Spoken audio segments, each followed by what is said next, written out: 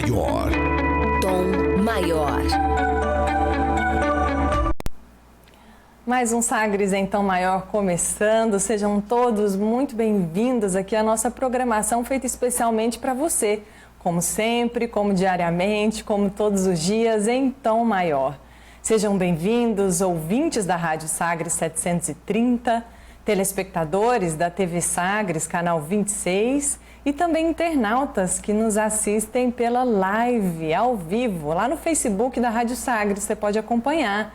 Aproveitando que lá pelo chat da live no Facebook da Rádio Sagres, você pode também nos mandar uma mensagem, mandar um joinha, um boa tarde. A gente quer saber como tem sido para você a programação, acompanhando aí, você que nos acompanha, que continue aqui também conosco. E você, ouvinte e também telespectador, pode entrar em contato conosco diretamente pelo nosso número de WhatsApp, o nosso canal de comunicação.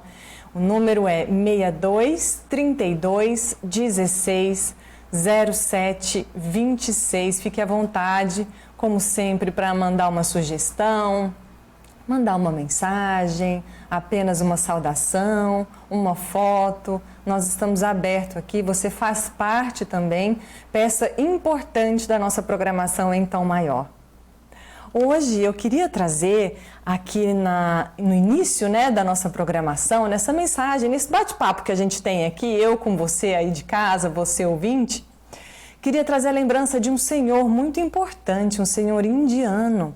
Esse homem, ele foi ativista, advogado, lutou pelos direitos civis, pelos direitos humanos do povo da Índia. Esse senhor, ele se chamava Mahatma Gandhi.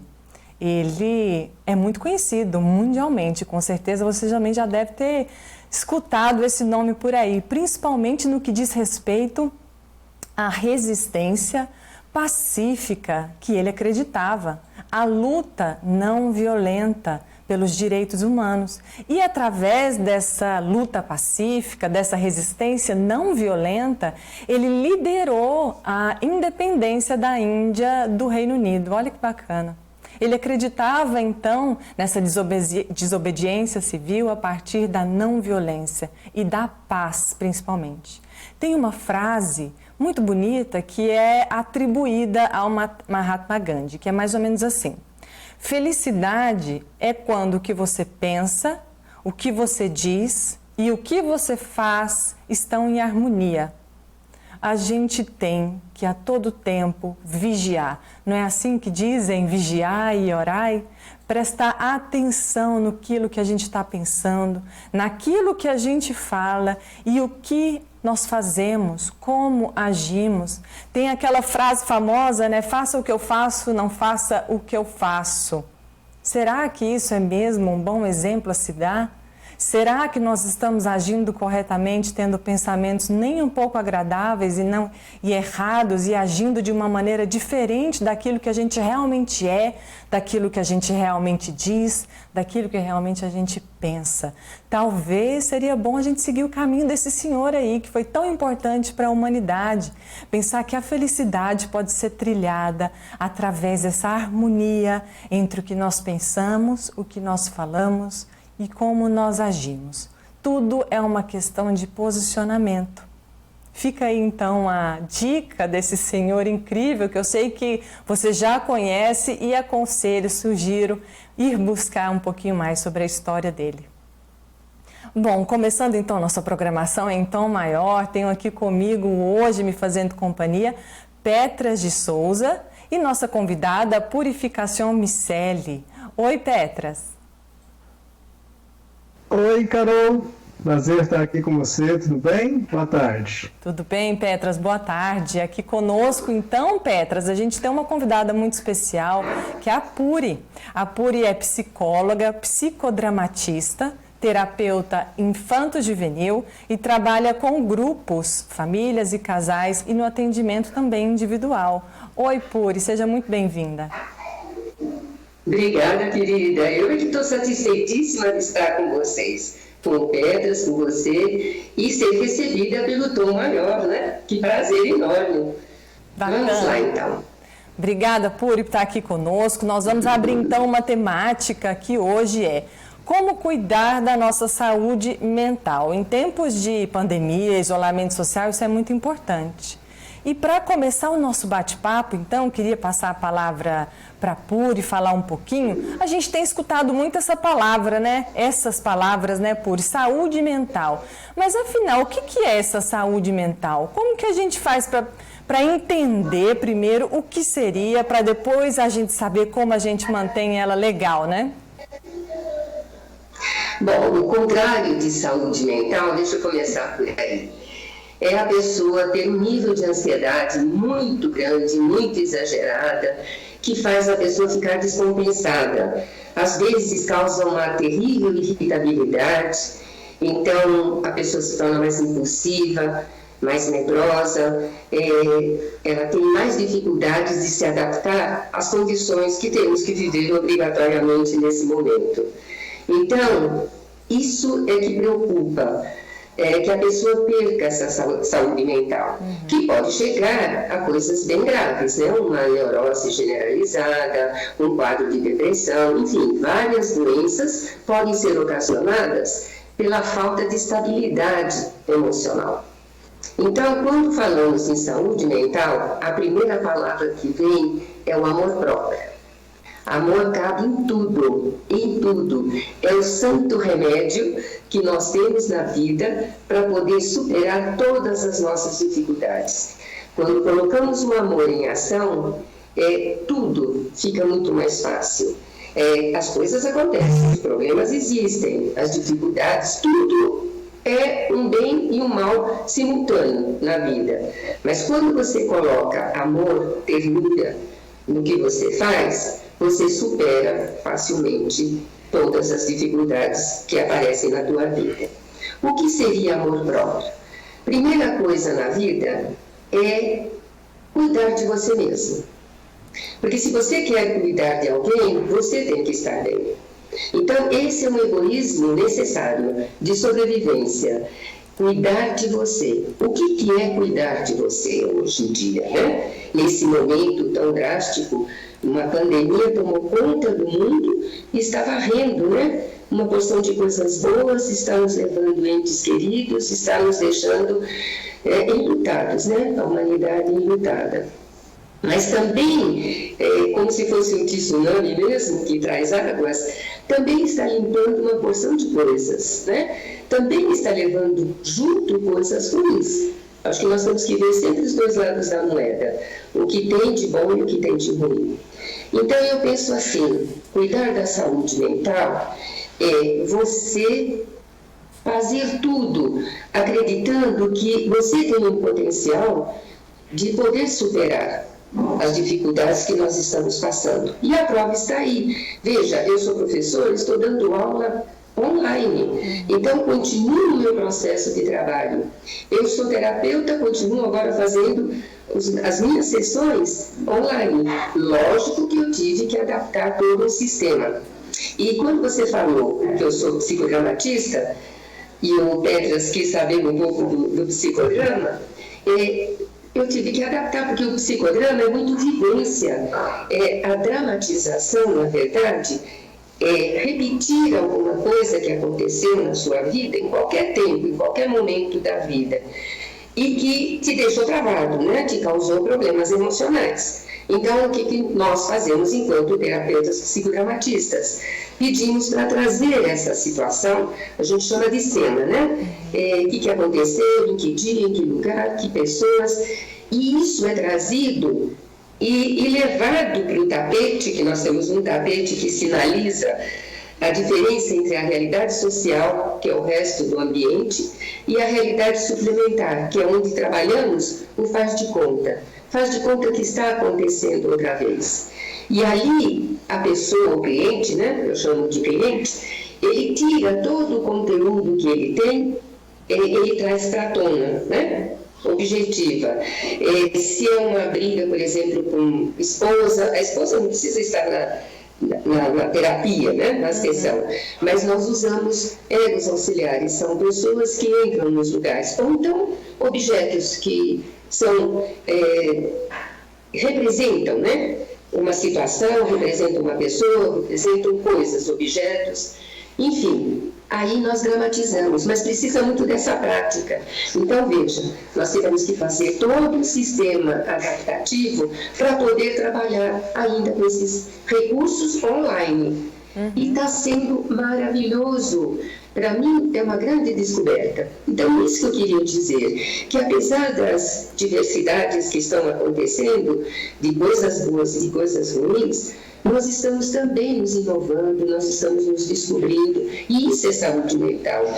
Não ficar com pensamentos ruminantes de que, o que vai acontecer, o que vai ser, e a gente fica alimentando o medo, a ansiedade, a preocupação, a dúvida.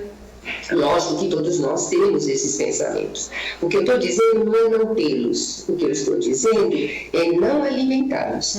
É não ficar só com esses pensamentos ruminantes, eu digo, tá? Recorrentes. Quando vem a preocupação, como vai ser daqui para frente, na verdade nós não sabemos, né? Nós temos assim uma expectativa de tudo que pode acontecer, mas nós sabemos. E quanto mais expectativa tivermos, pior é, porque nem sempre acontece o que nós pensamos. O que temos que fazer é viver cada dia. Hoje estamos achando maneiras de sair das nossas dificuldades. Amanhã vamos achar outras saídas, depois outras saídas, e assim por diante. E a vida vai tocando, porque o mundo passou por várias pandemias, que se tem noção, foram 7 ao todo. Que se saiba. Então, superou, a pessoa, o mundo superou, a humanidade superou.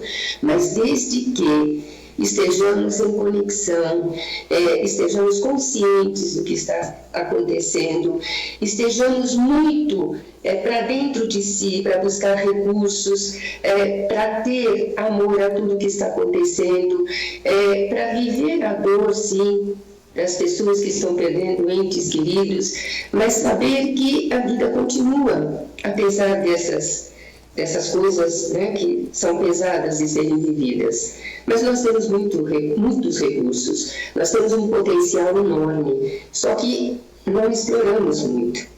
E agora somos obrigados a fazer isso. E estamos descobrindo coisas interessantes. Eu nunca pensei em estar numa live, num programa de televisão, e de repente eu estou aqui com vocês fazendo isso, e está sendo um prazer, está sendo muito gostoso, entendem? Então, é por aí. Não sei se eu falei demais, né, Petra?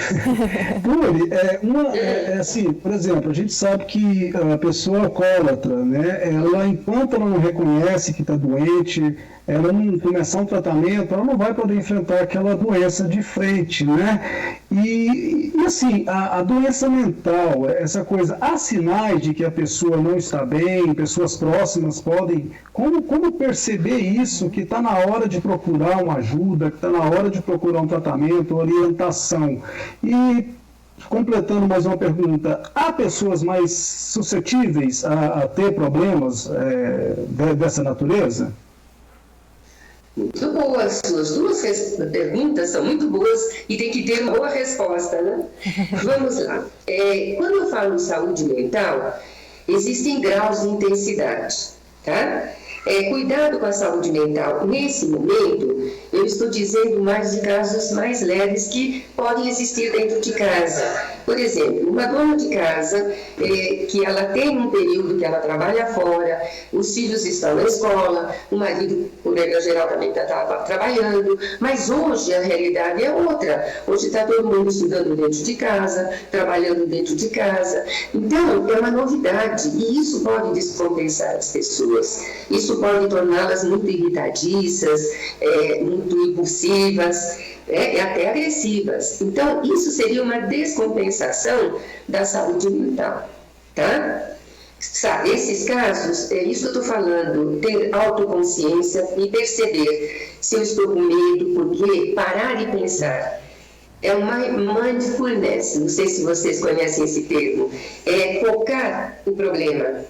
É perceber o problema, entende? Se você está com medo, foque o seu medo, não fuja dele. Entre em contato com ele e veja o que ele está te dizendo. Um exercício muito bom é a gente escrever num pedaço de papel qualquer, você escreve o que o medo está fazendo comigo. Taquicardia, sudorese, o que ele está me causando, né?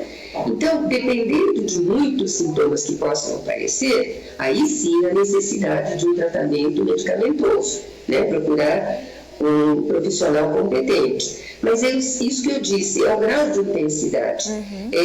Por enquanto, eu estou falando de coisa mais leve. Agora, se entrar na patologia propriamente dita, aí não. Aí precisa, por regra geral, de duas coisas simultâneas, tá? Eu digo por regra geral porque depende do tipo de patologia. O tratamento com o psiquiatra, que ele vai cuidar da parte física, vai medicar, né? Se é uma depressão, se é uma ansiedade generalizada, um toque, né? Essas coisas compulsivas, né, que a pessoa possa ter, então precisa desse profissional para regularizar o seu organismo, entende? A mente, o cérebro, os neurotransmissores, isso tudo. Agora, junto com isso, é muito bom fazer a psicoterapia. Vejam, o tratamento medicamentoso com a psicoterapia vai ajudar muito. Por quê? Porque o medicamento vai cuidar dos sintomas da doença. Trata os sintomas. E a psicoterapia vai em busca das causas. O que está causando isso? Então, é um casamento perfeito. O remédio com a psicoterapia. Tá? E aí entra o psicodrama, tá, Petras? Ele pode ajudar bastante. O que eu quero dizer mais é o momento atual, que está causando uma descompensação emocional. As pessoas estão muito medrosas, muito ansiosas, muito preocupadas com o que vai ser daqui para frente. E uma coisa nós temos certeza, não vai ser mais aquilo que foi no passado. Não existe mais essa possibilidade, né?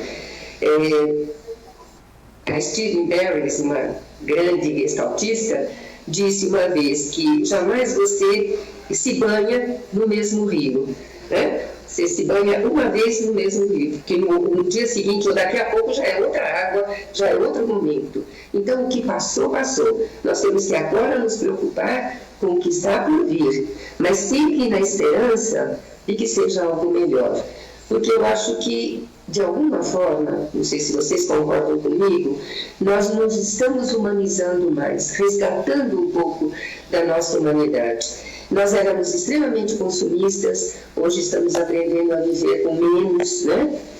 Nós éramos muito individualistas, hoje nós estamos começando a ver aquela necessidade do coletivismo, né? De estar em conexão para saber o que acontece. As pessoas antes nem se preocupavam com notícias, entende? Então, eu acho que isso tudo está nos dando um novo sistema de vida. Uma nova esperança, né? Um novo alento. Oportunidades, né? Tudo que é novo, Petras, tudo que é novo nos causa uma certa insegurança. E isso é normal. Não pense que é doença mental, não. É normalíssimo ter ansiedade, ter medo, ter preocupação. O que eu estou dizendo é um exagero. Aquilo que você não consegue.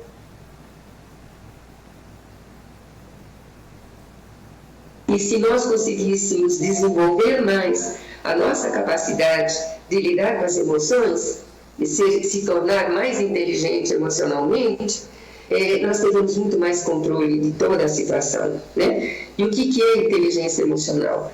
É saber gerenciar as próprias emoções. Não temos que ter medo delas. As emoções, elas são o colorido, a explicação da vida, elas denunciam o que está acontecendo, né? Elas são corpóreas. E o pensamento é mental. Então, juntando a mente com o corpo, nós temos um indivíduo integrado, completo, e muito mais capaz de resolver a vida. Então, tem gente que diz, eu estou com medo, não quero nem pensar no medo. Vamos pensar que medo é esse, eu estou irritada. O que está me irritando?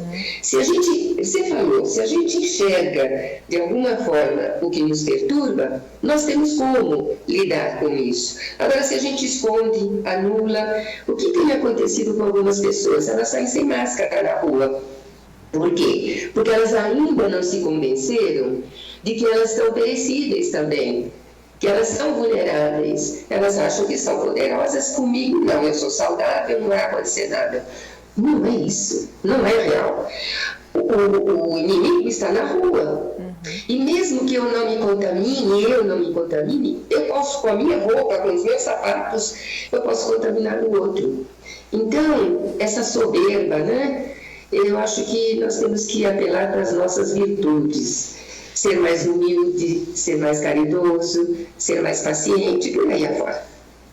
Puri, para a gente finalizar, então, o nosso bate-papo, que já está sendo muito incrível. A gente está recebendo vários joinhas e coraçõezinhos na nossa live, o pessoal está adorando.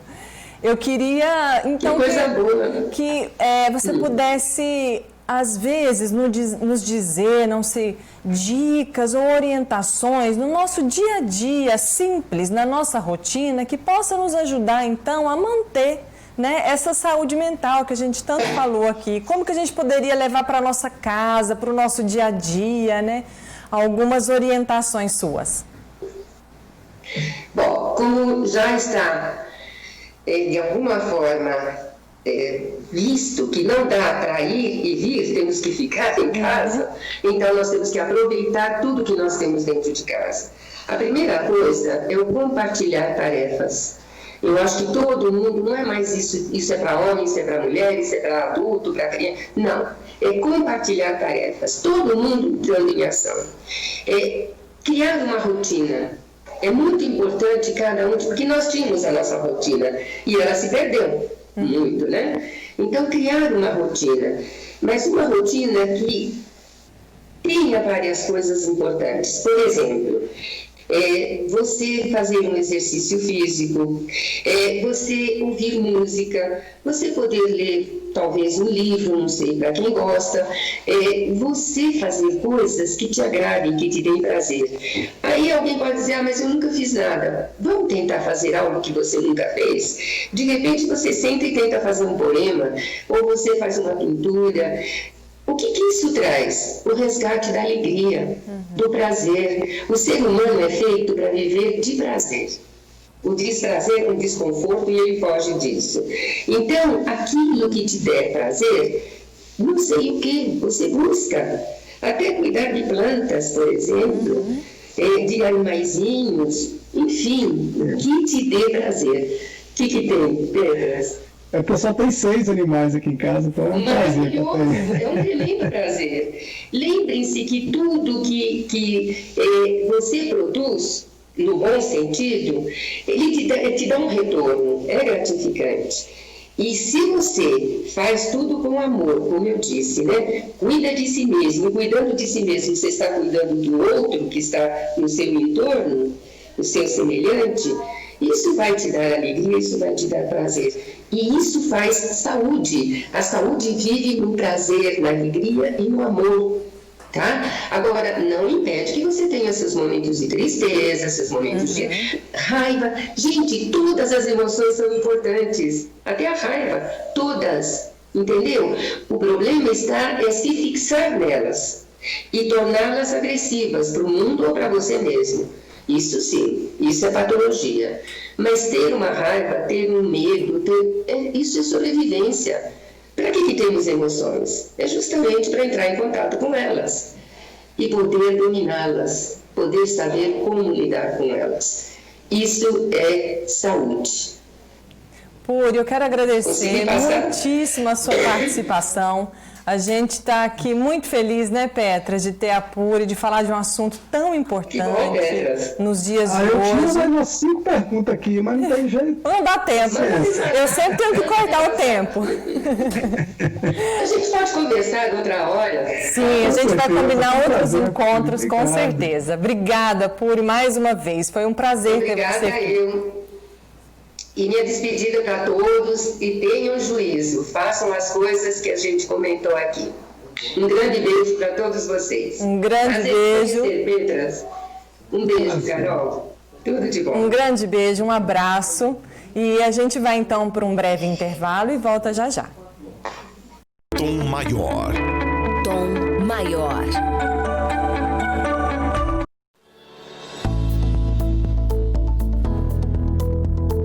Uma eleição é um processo semelhante à contratação de um novo funcionário. A pessoa certa no lugar certo faz as coisas acontecerem. Em 2020 teremos eleições municipais e antes de escolher o candidato que te representa, é preciso saber o que faz um vereador e o que ele pode fazer para o seu município. Vamos lá? A principal função de um vereador é propor e votar leis que trazem melhorias para a sua cidade. Atenção, ele propõe leis para a cidade. Não adianta prometer ações para o estado ou país. A segunda principal função de um vereador é fiscalizar as ações do prefeito. Ele confere as contas da prefeitura, os atos e os contratos, sempre com auxílio do Tribunal de Contas. E, se for preciso, cria comissões parlamentares de inquérito. O vereador não pode prometer escolas, ruas asfaltadas, policiamento, mas sim leis que tragam melhorias na educação, saúde ou que incluam ou eliminem tributos. Tudo isso deve ser levado em conta na hora de escolher o seu vereador. Eleições 2020. E aí, quem te representa? Tom Maior. Tom Maior. De volta em Tom Maior, agora nosso amigo Petras de Souza continua aqui comigo no segundo bloco. Oi, Petras. Estamos aqui firme e forte, Carol. Né? Você cortou nosso barato com a PUD, né? Agora vamos continuar o programa, mas estava bom. Eu tenho que cortar, sou a dona do tempo aqui. Esse momento eu comando o tempo, por uma hora no dia, que se quer que seja. E tem que ser assim, pode ser diferente não. Petras, queria convidar você, pessoal aí de casa, ouvinte, telespectador e os internautas também nos acompanham aí pela nossa live, para a gente assistir um vídeo muito engraçado. A gente sabe, né, Petras, que não tá fácil para os pais, para as mães que estão ensinando os filhos dentro de casa, o famoso homeschooling. Tá muito difícil. E as pessoas, os pais, as mães, né, essas pessoas que estão ensinando as crianças em casa, estão entrando num consenso aí de perceberem o valor e a importância do professor e da professora. Olha só o vídeo que esse pai fez, brincando aí, como se ele estivesse mandando um áudio para a professora. Olha só.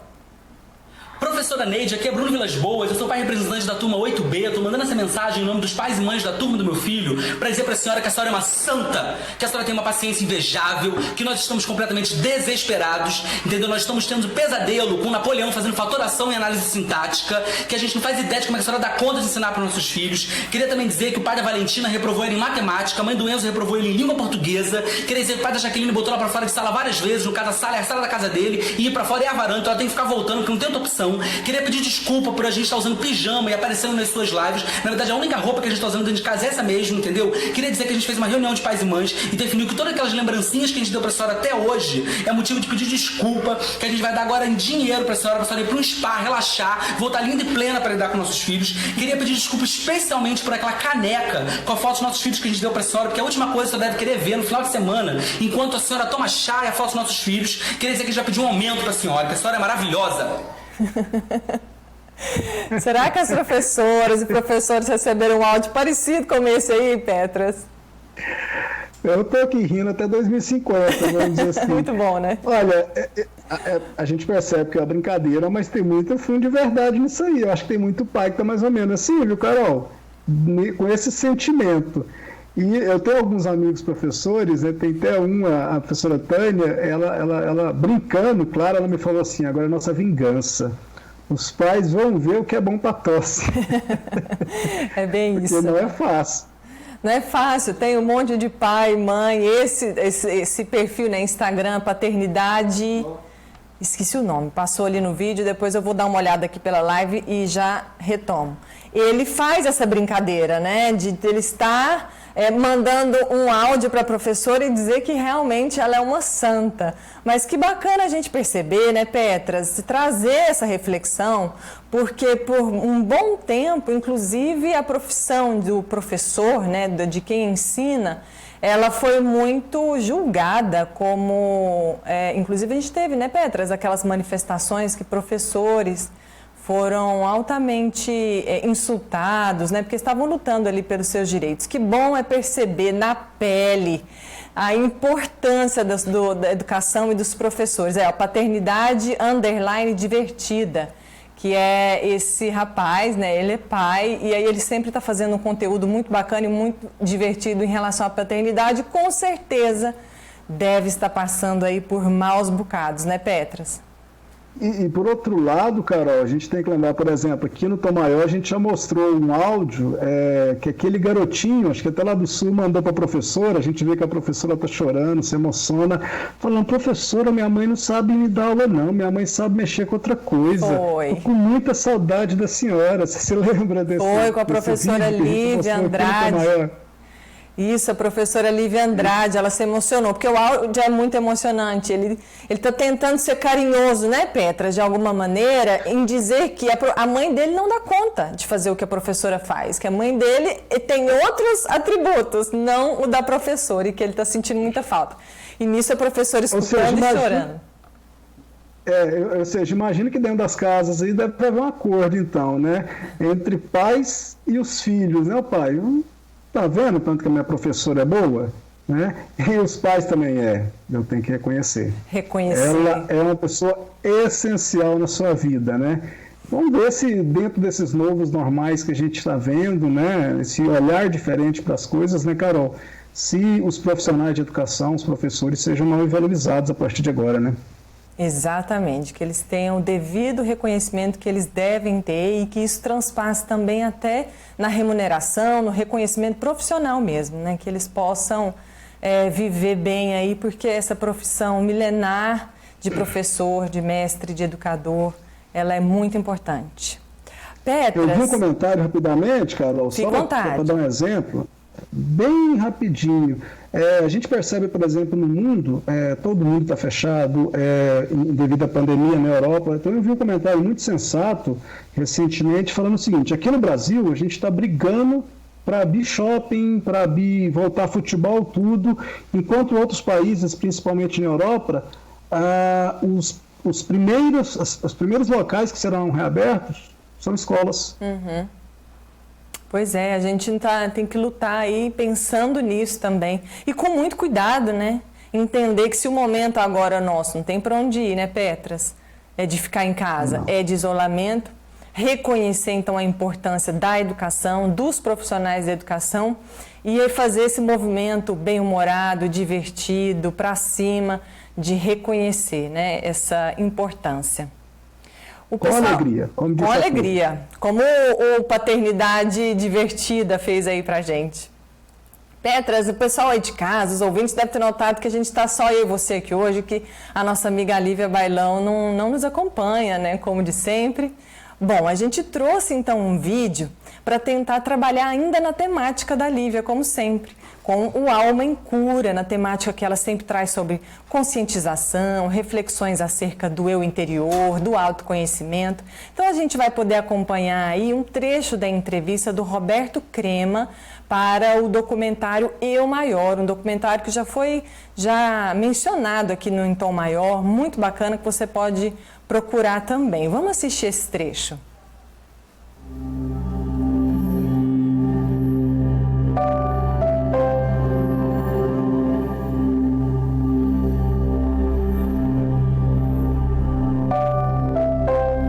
A prisão é maia, é ilusão. É eu não saber quem eu sou, de onde eu venho, para onde eu vou. E como dizem os bons navegantes, nenhum vento é favorável para aquele que não sabe aonde quer chegar. E a liberdade é precisamente a pessoa tomar consciência e ser capaz de ser o autor da sua própria existência, assumir a autoria da própria existência. Não há o que passa, não há quem passa, só há passagem. E a tristeza nos ajuda a vivenciar o luto, a deixar morrer, para poder renascer. E o problema é que todo mundo quer renascer, mas ninguém quer morrer. E é preciso, portanto, ser capaz de chorar. E eu digo que a menor distância entre duas pessoas é o riso e a lágrima. E é preciso ser capaz tanto de celebrar a existência, com a alegria de viver, dançar a vida, mas também o que nos torna também humanos é ser capaz de chorar. As pessoas pensam que o oposto da paz é a guerra, é o conflito. Não é. O oposto da paz é a estagnação. A paz é o bom combate. Se eu quero a paz, que precisa iniciar no interior de mim mesmo e se irradiar para a sociedade, para o meio ambiente, eu preciso me tornar um ativista. Mas a questão é quais armas?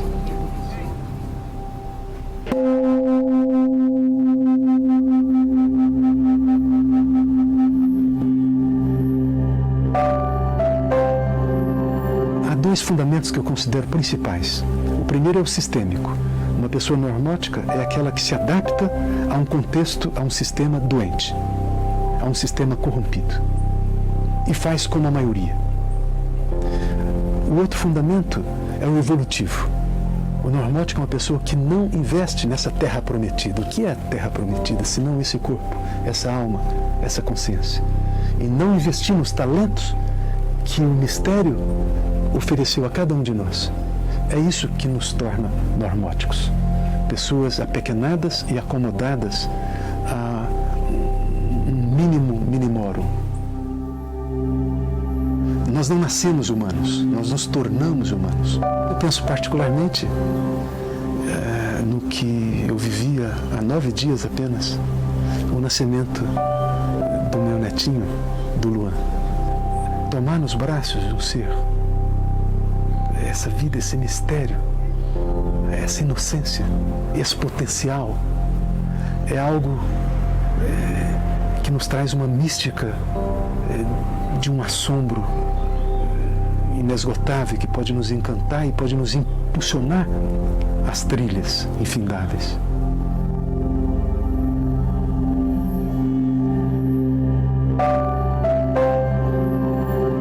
Isso, eu creio que é a nossa tarefa do século e talvez a do milênio, de integrar a nossa ciência, a nossa tecnologia, centrada na análise, e a análise é sempre reduzir tudo às suas partes, porém conectar com essa dimensão do sagrado, com essa dimensão da comunhão, com essa dimensão da fraternidade, com essa ética da não separatividade.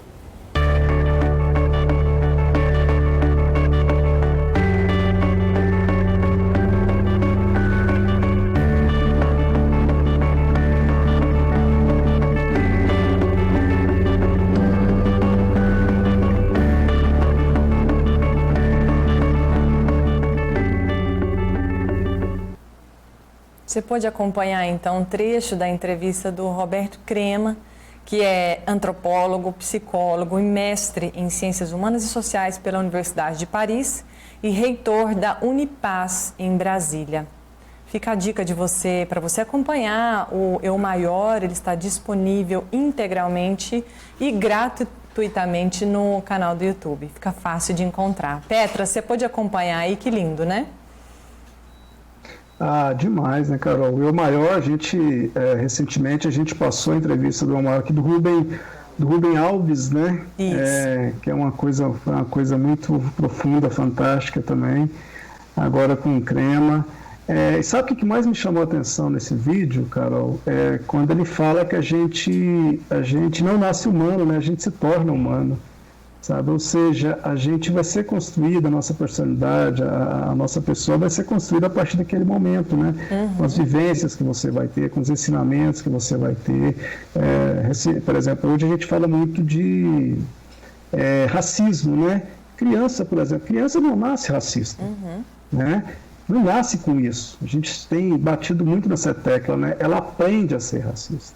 Exatamente. Né? Então, foi muito profundo assim, pensar nisso, sabe? Que você nasce aquele ser ali, ó, ele com o netinho no braço, aquele ser indefeso, tudo, e a partir daquele momento você vai se tornar humano, você vai aprender o que é a vida, você vai aprender o que é importante na vida. Enfim, fica a dica aí, vale muito a pena mesmo, é o maior, né? Que é uma série de várias entrevistas aí com pessoas fantásticas. É muito lindo mesmo, sugiro você acompanhar. Bom, Petras, deixa eu já passar a bola para você nos trazer aí suas notícias, informações de hoje. Pois é, só porque a Lívia não está aqui, hoje eu não trouxe notícia de vacina, né? Mas não deixo de trazer notícias importantes e comoventes, Carol. Você consegue imaginar, por exemplo, a África, como é que está enfrentando essa pandemia, Carol? A gente teve a Maitê, você lembra dela, da Maitê Freitas, numa entrevista que Exato, comentou que o esposo isso. dela mora, né, em Maputo. E aí ela comentou mais ou menos como era, como estava sendo ali o processo deles passarem. A gente conseguiu falar bem rapidamente, mas muito pouco, né, Petra? Pois é, eu pergunto, olha isso aqui, ó. 2 empreendedores que trabalham com plástico reciclado viram uma oportunidade de continuar no próprio negócio e, o mais importante, ajudar na produção de máscaras de proteção para profissionais de saúde nesses tempos de pandemia. Antes, os amigos Peter Okoye e sua colega Paige Bacon, cofundadores da TA de Uganda. Eles, olha só as imagens, Carol, eles reciclavam resíduos plásticos em materiais de construção. Agora, a Takaka Plastics fabrica máscaras de proteção individual, os EPIs, né, para hospitais que tratam pacientes com Covid-19 lá em Gulu, né, na Uganda. Depois de que o governo ordenou o fechamento de todos os negócios não essenciais, o Peter Okoye e a sua colega, né, continuaram trabalhando em suas instalações de processamento de plásticos, né? Olha que curioso, depois de postar uma imagem do protótipo dessas máscaras que vocês estão vendo aí nas mídias sociais, a dupla recebeu uma ligação de um hospital regional pedindo protetores faciais, porque eles não tinham o suficiente, né?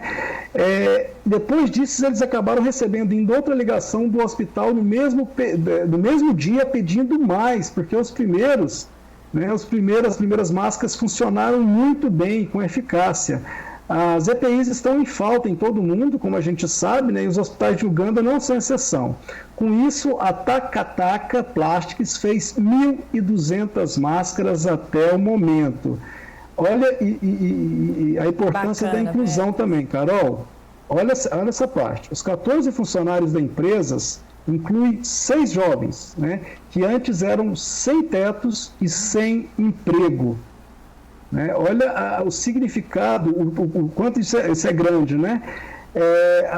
A menina saiu lá da Europa, desculpa, o nome dela é da Europa, né? Se não me engano é inglesa, fez um trabalho lá na África, né? Viu essa oportunidade de ajudar os hospitais e agora também estão contratando os jovens, né, que muitos moravam na rua, né? Cerca de 500 máscaras foram vendidas a ONGs e unidades de saúde de gestão privada a baixo custo, é bom frisar, né? E outras 700 foram doadas a hospitais públicos, né? É o que eu falava agora há pouco, né? A criação da Takaka é resultado da união de 2 amigos com o mesmo objetivo.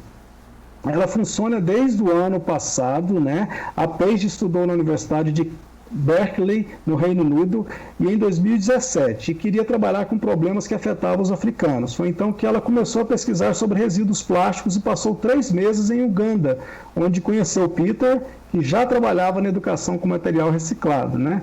E no próximo ano a empresa planeja criar uma operação de processamento de plásticos em larga escala e criar empregos e um ambiente mais limpo e saudável em Gulu, que é a cidade onde fica a fábrica, Carol. Né? Incrível ver, né? Como as pessoas conseguem se superar e ter a resiliência de se adaptar a esses novos tempos, né? Ajudando ali várias pessoas, doando máscara para o hospital, fabricando e ajudando eles próprios, evidentemente, né? E ainda empregando os jovens, né? Que eram sem teto e moravam na rua. Tudo uma questão de oportunidade, né, Petra? De encaminhamento. E o processo inclusivo, ele parte principalmente dessas pessoas terem a oportunidade de trabalharem, de saírem das ruas, de poderem expressar as suas habilidades, porque com certeza todo mundo tem suas competências, seus recursos, habilidade, inteligência. O que falta aí é a oportunidade de colocar essas pessoas, né, Petras, como ela fez aí, dando oportunidade. Com certeza, a palavra é essa, Carol, oportunidade. Bacana, Petras, obrigada por estar aqui comigo, me acompanhando hoje, né? Especialmente no primeiro e no segundo bloco. A gente se vê amanhã. Tchau, Carol, prazer. Tchau, até mais. E a gente vai então para um breve intervalo e volta daqui a pouco. Tom Maior. Tom Maior. Na dúvida, não compartilhe. Desinformação é uma coisa chata, desonesta e que pode atrapalhar uma eleição. Mas você sabia que, além de tudo isso, divulgar notícias falsas para se dar bem em uma votação é crime? Desde o ano passado, quem der causa à instauração de investigação policial, de processo judicial, de investigação administrativa, de inquérito civil ou ação de improbidade administrativa, atribuindo a alguém a prática de crime ou ato infracional com finalidade eleitoral, sabendo que a pessoa que acusou é inocente, pode ser condenado de 2 a 8 anos de prisão, além de pagar multa. Por isso, muito cuidado na hora de divulgar informações sobre candidatos e aliados. Lembre-se, na dúvida, não compartilhe. Sou delegada de polícia. Aos 29 anos, ingressei no serviço público e, desde então, trabalhei em diversas cidades no interior do estado de Goiás. Atualmente, trabalho na delegacia especializada no atendimento à mulher em Goiânia e o fato de ser uma mulher transexual não atrapalhou em nada no exercício de minha profissão. Meu nome é Laura, iguais como você e eu. Campanha pela visibilidade das diferenças no mercado de trabalho, realizada com recursos obtidos em ações ajuizadas pelo Ministério Público do Trabalho. Tom Maior. Tom Maior. Então, Maior, de volta, já estou aqui acompanhada do Vinícius Tondolo. Tudo bem, Vinícius? Olá, boa tarde, Carol. Boa tarde para você que está acompanhando a Sagres TV, a Rádio Sagres e também o nosso Sagres Online. Excepcionalmente, agora a gente acompanhando no facebook.com/sagres730. Eu já deixei meu comentário. Eu vi, eu já curti. Cadê você deixando um comentário? Falando nisso, deixa eu primeiro falar oi pro Charlie. Oi, Charlie. Oi, Carol, um abraço para você, um abraço para o Tondolo. Vamos curtir o comentário do Vinícius Tondolo aí em tom maior. Vamos lá no chat. Eu ia falar aqui, ó, Charlie, para ir lá no chat da nossa live no Facebook, lá, o Vinícius Tondolo deixou. A Stephanie Rey mandou um monte de coraçãozinho pra gente. A Renata Meira bateu palma aí, ó. A Sinomar mandou um abraço pra Puri, né, do primeiro bloco. O Estevão também, Estevão Daltro, que já participou aqui conosco também, estava lá assistindo e acompanhando. Um abraço para todos. Estevão Daltro está no aquecimento para querer participar mais vezes. Ele está sempre aqui, a gente está sempre muito feliz com a participação dele, né? Charlie, diz aí, o que você nos trouxe hoje, o que você nos conta?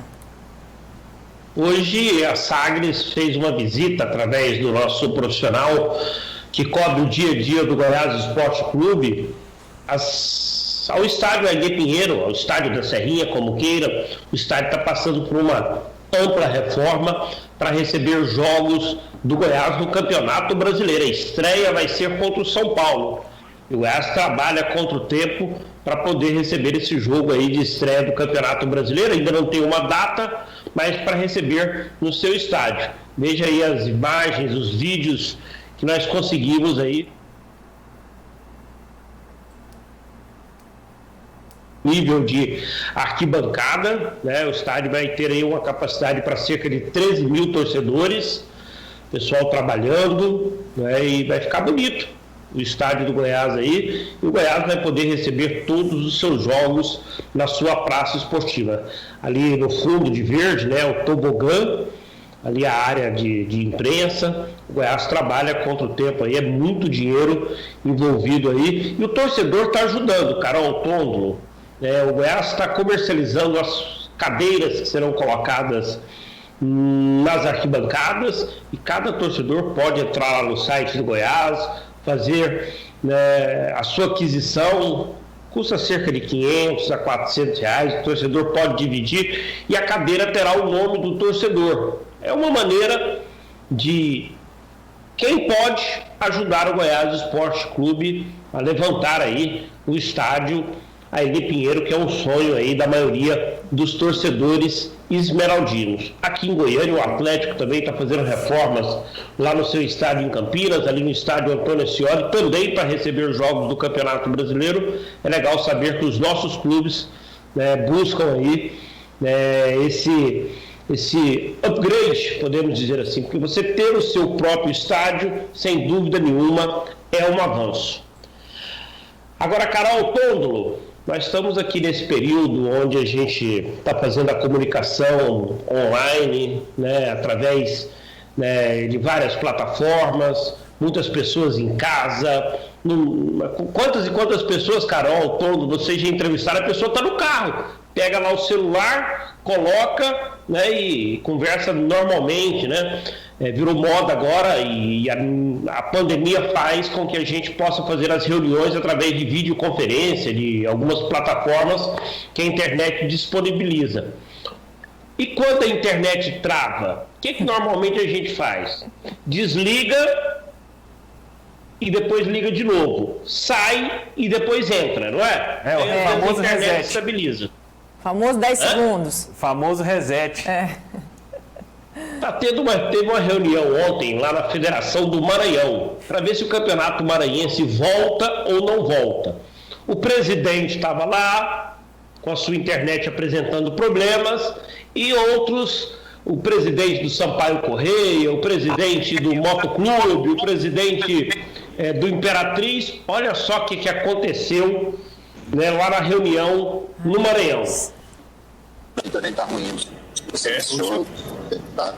Só vai ter que fazer o seguinte: sair e entrar de novo.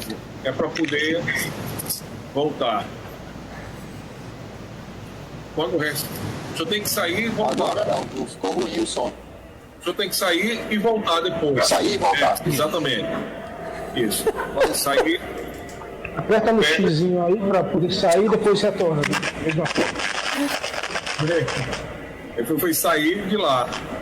Era para sair sair do sistema. Oh, meu Deus, não culpa o Antônio, coitado. Ele saiu e voltou. Ele não explica. Ô, Charles.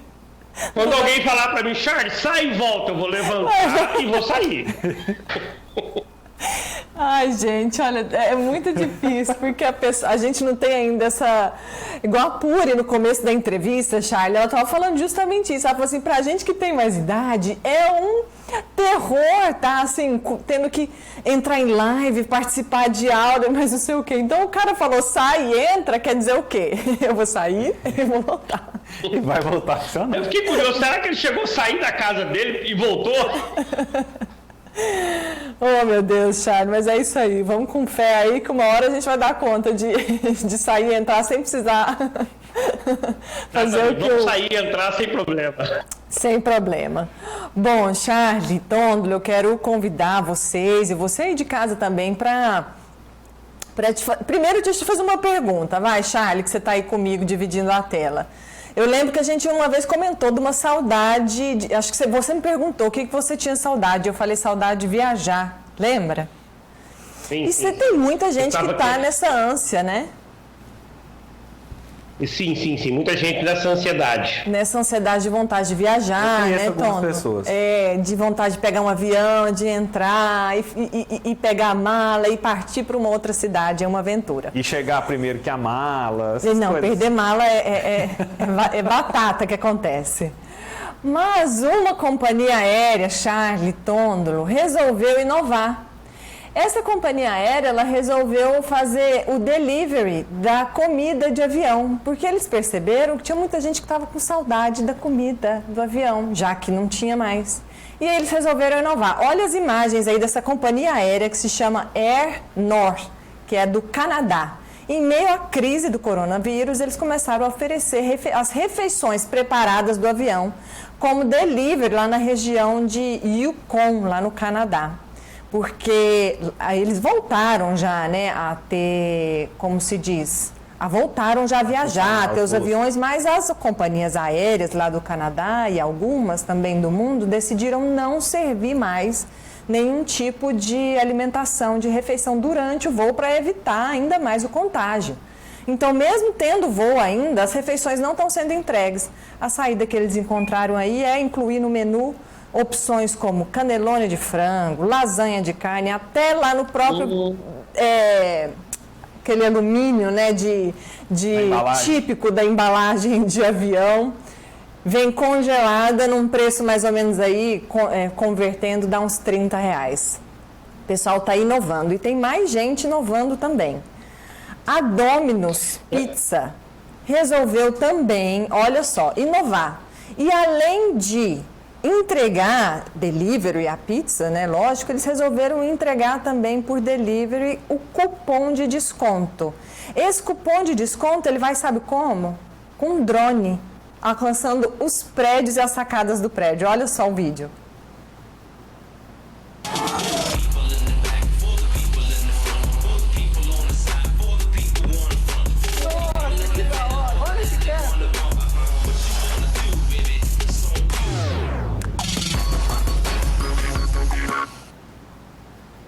A criatividade do pessoal vai longe, né, não, Charlie? Eu vou ali para a porta do núcleo Seu Jaime ficar esperando esse drone.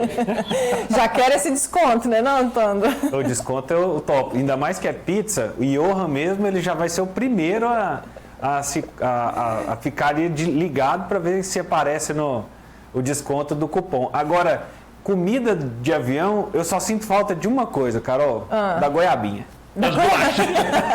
Mas essa tá fácil, né, de comprar. Charles, sente falta aí de comida de avião? Porque é até um tanto... As pessoas normalmente reclamam muito da comida de avião. Achei engraçado as pessoas quererem, né, trazer para casa a comida. Pelo menos essa companhia, a comida é diferente. Porque a gente pega algumas companhias que é uma goiabinha pequenininha, é um pacotezinho de bolacha, um copo d'água e pronto. E se vira, né? E 3 horas de voo. Bom, gente, eu vou me despedindo aqui. Tchau, Charlie, obrigada. Tchau, Tondro, você continue aí na programação do Tom Maior. E você aí de casa também continue aí, participando aqui, compartilhando também as nossas informações, experiências, que o Tondro vai te guiar aí por mais 1 hora em Tom Maior. Até mais. Tom Maior. Tom Maior. Realização. Foi através do ambiente de trabalho que eu estava inserida que me abriu um horizonte para a escolha do meu curso de graduação. Enfim, passar pela Fundação Pro Cerrado foi muito importante para mim, porque mudou a minha vida. A Fundação Pro Cerrado reconhece com gratidão a importância de todos que contribuíram com a nossa história. Fundação Pro Cerrado, 25 anos, escrevendo sustentabilidade. Panelas de pressão. Antes do uso, verifique se as válvulas não estão obstruídas. O anel de vedação não pode estar rígido nem quebradiço. Nunca as utilize sem água, nem com excesso. Consulte o manual do fabricante para saber quais são os limites máximos e mínimos. Nunca force a tampa se ainda estiver sob pressão, nem a mergulhe em água. As panelas de pressão possuem uma válvula controladora de pressão que libera o vapor durante o cozimento. Essa é uma condição normal. Caso a válvula de segurança seja acionada, temos uma situação de emergência. Apague a chama imediatamente. Deixe a panela esgotar o vapor e esfriar. Seguindo os cuidados devidos, podemos reduzir consideravelmente os riscos.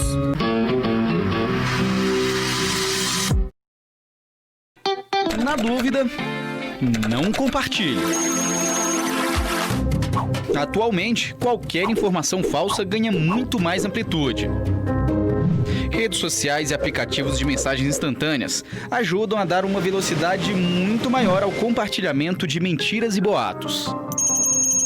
Ainda tem mais um detalhe. Normalmente, quem quer espalhar desinformação costuma saber exatamente o que dizer para ganhar credibilidade. Então, essa pessoa vai apelar para os seus gostos, suas crenças, tudo com o objetivo de fazer você acreditar em acontecimentos ou afirmações falsas. Por isso, exercite sua dúvida. Recebeu uma notícia que parece boa demais para ser verdade? Desconfie e confirme antes de compartilhar. Não passe a desinformação para frente.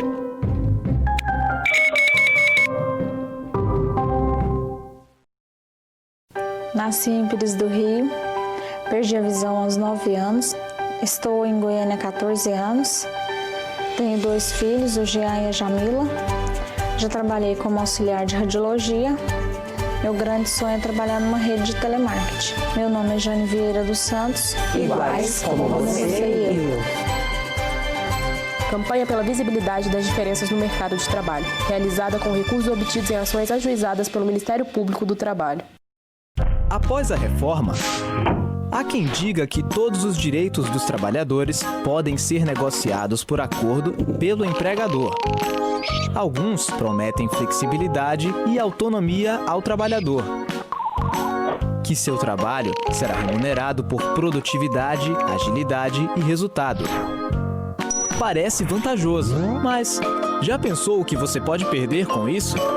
Não esqueça que em uma justa negociação, garantias são mantidas como jornada de trabalho, FGTS, registro de empregado, aviso prévio, intervalo de almoço, férias, ambiente seguro na gravidez, 13º salário, entre outros benefícios. Seus direitos têm valor. Nem todo acordo é bom para você. Tire suas dúvidas em www.reformadaclt.com.br. Uma campanha Ministério Público do Trabalho. Você sabe quais são as atribuições do governo municipal? A administração do nosso país é dividida em 3 níveis: federal, estadual e municipal. E as responsabilidades são distribuídas entre essas 3 esferas. Em 2020, iremos escolher os representantes dos cargos municipais. Para isso, é muito importante saber como funciona a administração da sua cidade, as responsabilidades que cabem ao prefeito, ao vereador e o que pode ser exigido deles, não é mesmo? Então, fique ligado!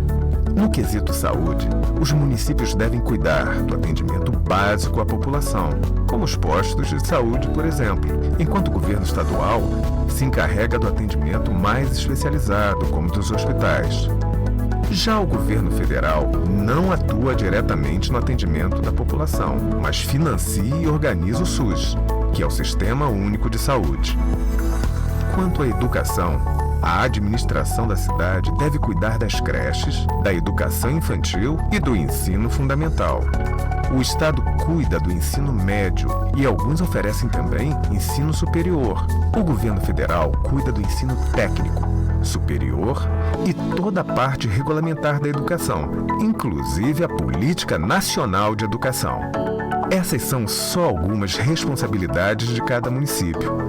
Viu como essa escolha pode afetar diretamente a sua vida? Fique de olho para saber mais e fazer sua escolha com sabedoria. Eleições 2020. E aí, quem te representa? Tom Maior. Tom Maior. Sejam muito bem-vindos ao Tom Maior. Eu sou Vinícius Tondolo e faço companhia para você até às 5 da tarde com muita informação, destaques e, claro, novas perspectivas do mesmo fato. E o Tom Maior é um programa do Sistema Sagres de Comunicação, com transmissão na Sagres TV, na Rádio Sagres e também no Sagres Online, através da nossa plataforma no facebook.com/sagres730. Bom, eu vou começar o programa de hoje, mais uma vez, chamando a nossa campanha do Fique Protegido, Fique em Casa, é o nosso pedido de hoje. Vamos ver quem que vai pedir para que você se cuide e fique em casa. Fique protegido. Olá, eu sou Nilvânia, sou enfermeira há 12 anos na Secretaria Municipal de Saúde de Goiânia. Estou na linha de frente e eu tenho um recado para vocês. Por favor, se puder, fique em casa. A situação é muito grave. Nós não temos condições de absorver a demanda. É muito triste você ter que escolher.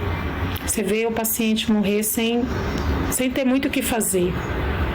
Então, por favor, faça isso por nós. Nós não temos opção, nós estamos na linha de frente, nós precisamos trabalhar.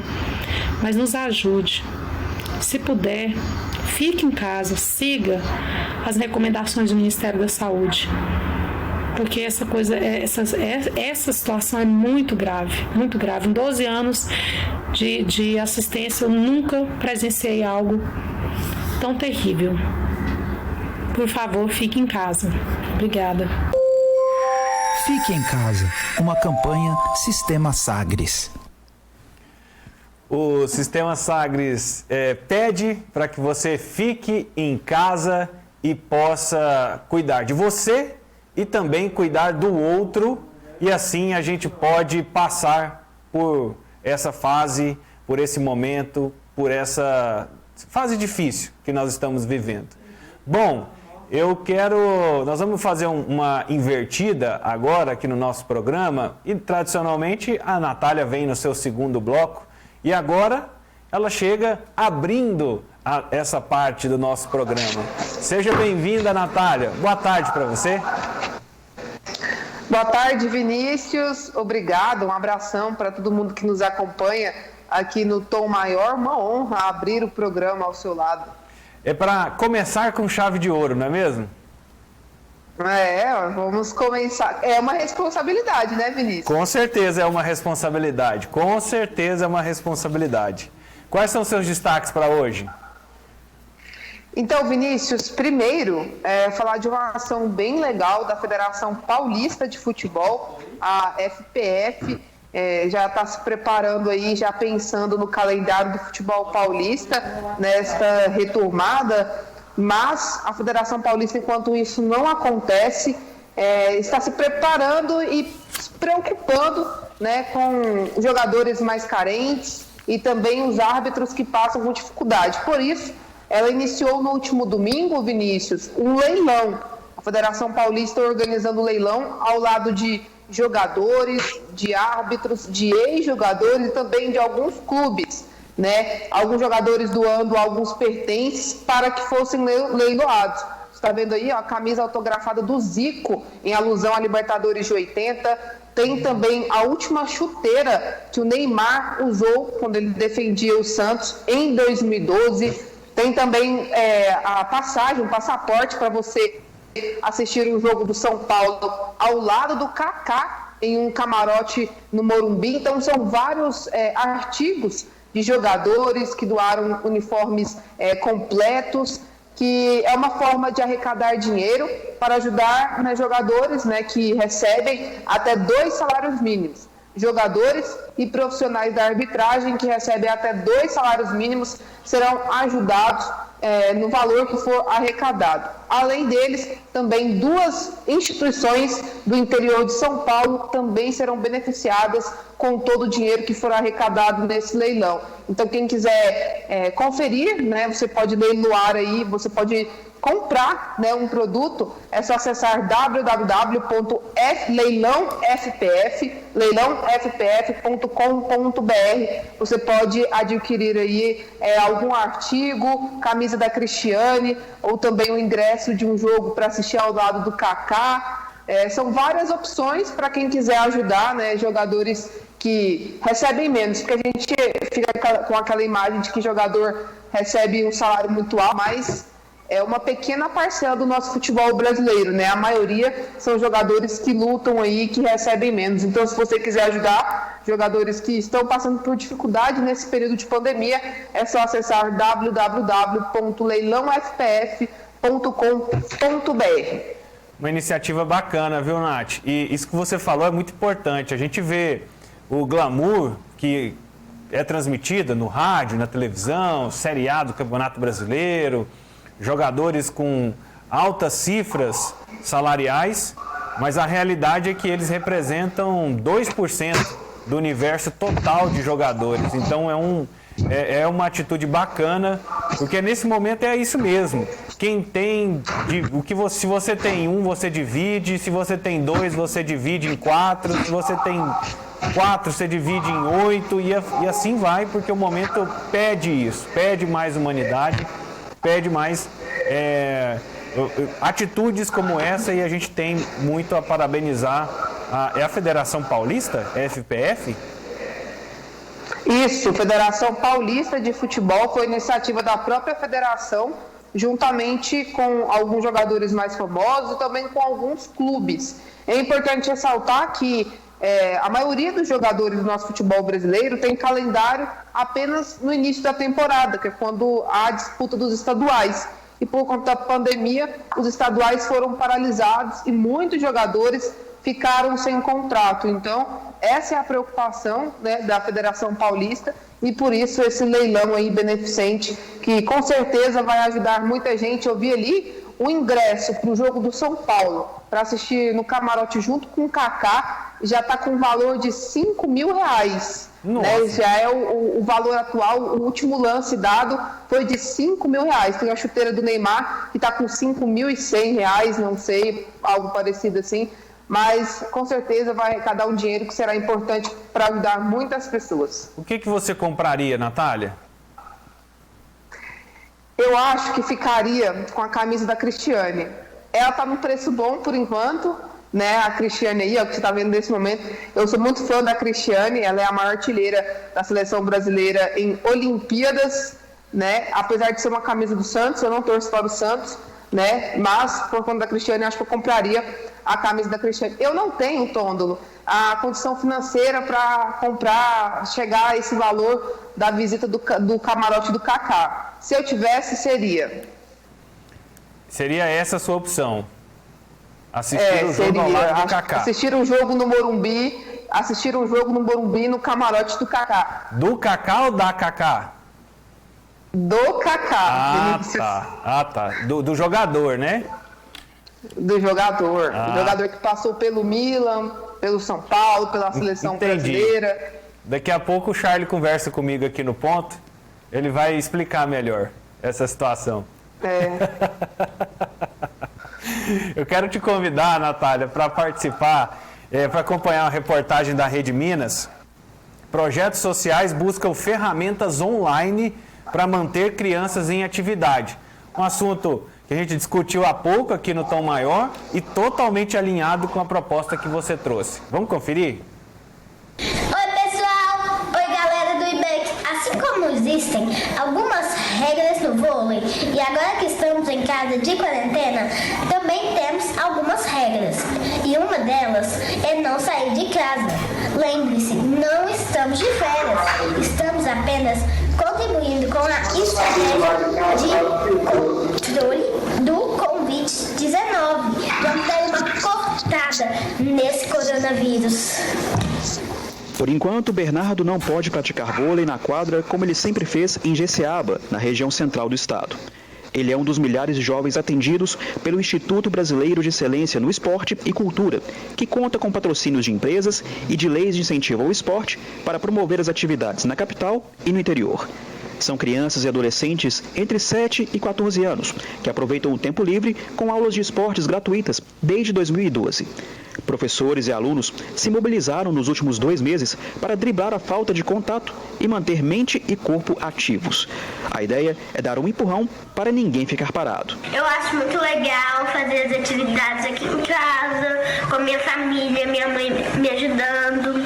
Aí a gente acaba postando nas redes sociais, aí uma outra criança vê e gosta e também acaba fazendo, né, mãe? Isso, incentiva, né, a outra criança. Em casa, não tem moleza, vale cada pingo de suor. Como não há nenhuma previsão de retomada das atividades presenciais, a entidade quer manter o engajamento em alta. A gente sabe que não é fácil ficar em casa, né? E esses meninos que sempre têm uma energia muito grande, e a gente viu a necessidade de estar desenvolvendo essa nova proposta, né? Então, a atividade foi bem direcionada, né? Com vídeos espontâneos. A gente teve alguns alunos também que ajudaram nessa condução, desenvolvendo alguns vídeos bem interessantes, e aí a gente foi organizando. Além do esporte, a turma solta a voz e capricha nas notas, mostrando que a pandemia pode ser uma boa oportunidade para descobrir talentos.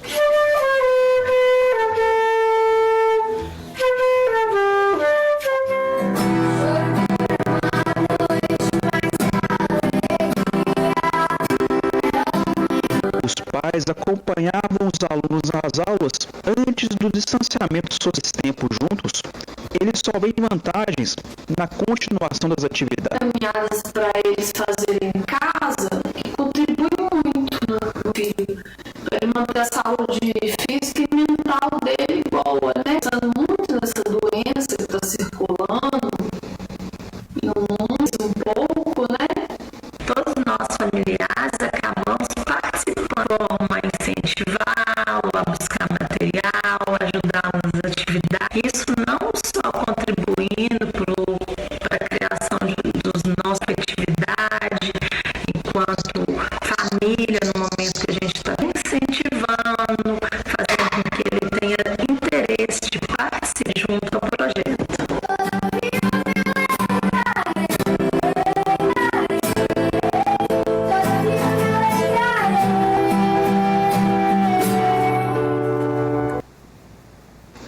Reportagem bacana, mostra o potencial que o esporte tem nessa formação educativa de entretenimento, o esporte, a cultura, e que muitas vezes são deixados de lado, mas se tornam relevantes para ocupar a mente, para ensinar valores e muitas coisas que as crianças precisam aprender e carregar para o resto da vida. Nath?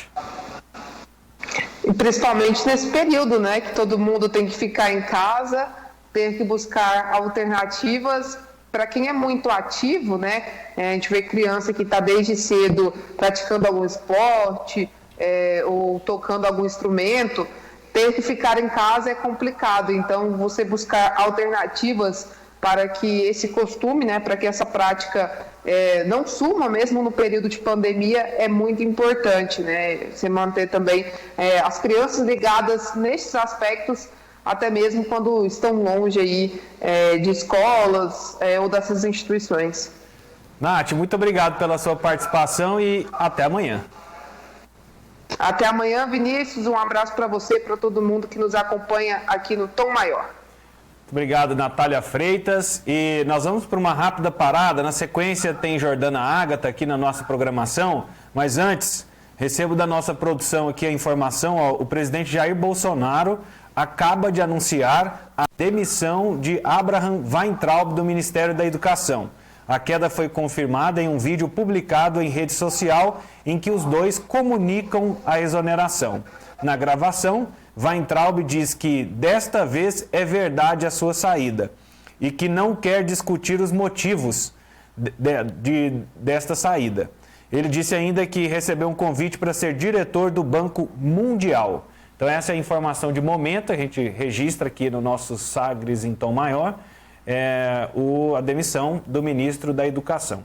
E a gente volta já já com mais informações aqui na Sagres. Tom Maior. Tom Maior.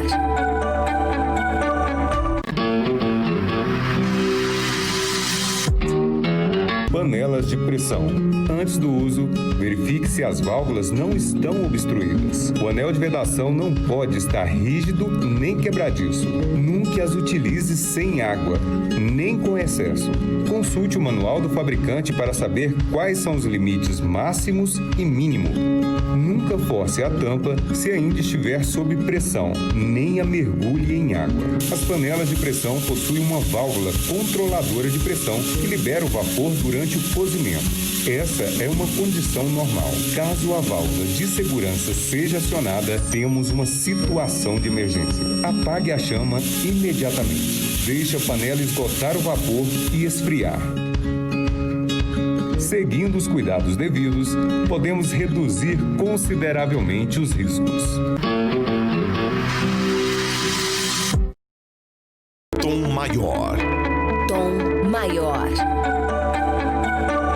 Tá bom assim? Estamos de volta aqui no nosso Sagres em Tom Maior. E primeiro eu queria aproveitar o comentário, o registro, né? Vou fazer o seguinte, depois eu faço esse comentário, antes eu vou direto para a nossa entrevista. Entrevista de hoje, o tema do dia, do nosso programa, dessa etapa da nossa programação, ela é dedicada ao ODS 8. ODS 8, que tem como objetivo desenvolvimento sustentável, promover o crescimento econômico sustentado inclusivo e sustentável, emprego pleno e produtivo e trabalho decente para todos e todas. Lembrando, com este tema, com este propósito, baseado no ODS 8, é que a gente vai para o tema do dia, lembrando que o Sistema Sagres de Comunicação é parceira no Pacto Global da ONU de Mídia e, por isso, apoia a Agenda 2030 da ONU. E para participar comigo hoje, eu conto com a tradicional Jordana Ágata e o seu girassol, e também a professora Carla Mendonça Araújo. Boa tarde, Jordana. Ótima tarde, Vinícius. Ótima tarde também para quem está acompanhando aqui no Tom Maior, né? Um grande abraço para todo mundo. Boa tarde também para a professora Carla. Boa tarde, professora Carla. Seja bem-vinda aqui ao nosso Sistema Sagres. Boa tarde a todos. Eu que agradeço pelo convite. Jordana, com você. Não, professora. Com você. Não, esse delay do Skype precisa ajudar a gente, né? Agora vai, professora. Eu queria que você explicasse para a gente, a princípio, o que é a deflação. Certo. Então, geralmente, a nossa intuição nos leva a crer o quê? Que se a inflação acelerada é algo ruim, o contrário dela, que seria a deflação, seria algo bom, né? Mas, na realidade, não é isso que acontece. Tanto uma inflação alta como uma deflação alta são ruins para a economia. E a deflação é o quê? É uma queda sistemática dos preços. O que é uma queda sistemática? É uma queda que ocorre ali em todos os setores da economia, não só em um setor isolado, senão em todos, em boa parte deles. Certo. A gente já está muito acostumado, né, a escutar que a inflação é ruim. Você acabou de dizer para a gente que a deflação também, em um nível muito alto, né, ela também é uma coisa ruim. Agora, por quê? Então, a deflação é ruim porque ela vai fazendo um efeito cascata. Por que ocorre a deflação? Pode ser por alguns motivos, vamos lá. Pode ser porque eu tenho carência de moeda na economia, pode ser porque eu tenha pouca demanda para determinado bem, ou pode ser por um problema com o qual a gente está vivendo hoje, que é a pandemia, né? Algo que afetou o mundo todo e fez com que a economia desacelerasse. Se as pessoas deixam de comprar, no nosso caso, está acontecendo por quê? Devido a restrições, né? Não podemos sair de casa, então a economia desacelerou, muitas empresas suspenderam as suas atividades, então as pessoas não compram, não consomem. Se as pessoas não compram, as empresas não estão vendendo. Se elas não estão vendendo, o lucro cai. O lucro caindo, elas têm que reduzir custos. Para reduzir custos, geralmente, aonde que o empresário vai primeiro? Na folha de pagamento. Então, ele corta pessoal, gera o que? Desemprego. E isso aí é uma bola de neve, porque as pessoas já não têm mais dinheiro e a economia pode chegar a um ponto de estagnação se o governo não intervir com medidas para minimizar essas questões. Professora Carla, Oi. Nós estamos, se a gente pegar o índice do IPCA, em maio foi menos 0,38. Sim, e abril, menos 0,31. 31. Março já tinha sido 0,07 positivo, ou seja, muito próximo do zero. Nós tivemos um crescimento muito ruim desde maio do ano passado até agora. O crescimento máximo foi 1,9. Então, o crescimento já estava mínimo. Agora a gente passou a decrescer. Né? E esse decréscimo ele é o maior dentro de um período de 22 anos. E a gente pode dizer que hoje, no caso o Brasil, ele está sob o regime ele está sob deflação? A gente já pode afirmar isso ou é cedo? Creio que é cedo para afirmar que ele está nesse patamar. Contudo, eu creio que a situação não vai melhorar tão rápido, porque nós não vemos uma solução consistente do governo. Esse auxílio que o governo está dando, ele não é o suficiente para irrigar a economia. o auxílio emergencial ele não atua como um elemento de apoio à economia, ele pode ser considerado só um programa social, não é um programa econômico. Sim, mas não no patamar necessário que seria no momento. Por exemplo, no Japão, que já acontece deflação há alguns anos, desde 2014. 2014 foi a primeira vez que o Banco Central da Europa, eu digo Europa e Japão porque são as localidades onde geralmente a gente percebe um cenário de deflação. Os bancos, eles injetam quantidades gigantescas na economia. E como? Emitindo dinheiro. Simplesmente emitem dinheiro, compram os títulos e irrigam a economia. Então, as políticas, né, econômicas, monetárias e fiscais são bem mais audaciosas, sendo que nós estamos falando de países altamente bem estruturados, desenvolvidos, que não é a nossa realidade aqui, né? Pois é, e aí dentro desse cenário envolvendo Europa, Japão, são símbolos do capitalismo, né? Então, assim, e quando você começou a falar sobre a deflação, que está totalmente ligada ao consumo, como é que eles vivem a deflação, sendo que são regiões de forte consumo? Então, o que explica isso seria o quê? O Brasil hoje, ele está na 79ª colocação em desenvolvimento humano, né? Só que nós estamos, se não me engano, na 9ª posição em crescimento do PIB. O que acontece com o Brasil? Nós temos um delay muito grande a respeito de distribuição de renda. Então, nós somos um país rico, mas que essa riqueza é mal distribuída. Então, quando a gente tem um problema econômico dessa magnitude, as classes menos abastadas, elas são muito mais impactadas. Enquanto que há, na contrapartida, um fluxo, uma migração de capitais para as pessoas que têm mais condições financeiras. Por quê? Vamos pensar no nosso dia a dia. Uma pessoa que pegou Covid, não tem plano de saúde, não tem mais uma unidade de UTI. Ela vai vender a casa, vai vender o carro a preço de banana.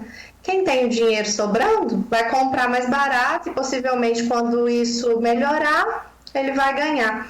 Já na Europa, já se chegou a um patamar de manutenção do status quo, manutenção daquele padrão de vida. Eles já são desenvolvidos. Eles não têm tanto o que crescer como o Brasil tem o que crescer. Me entende? Uhum. Né? Não tem como eu ter um crescimento indeterminado para sempre. Vai chegar um momento em que o país vai estagnar, ele vai manter.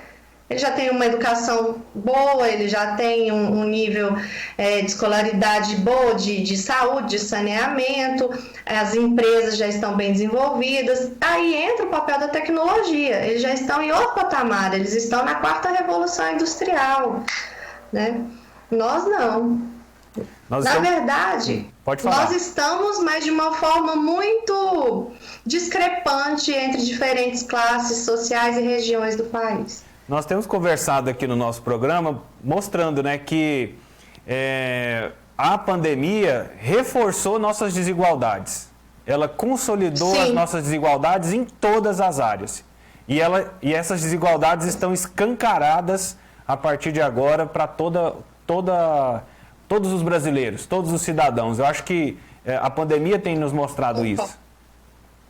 Uhum.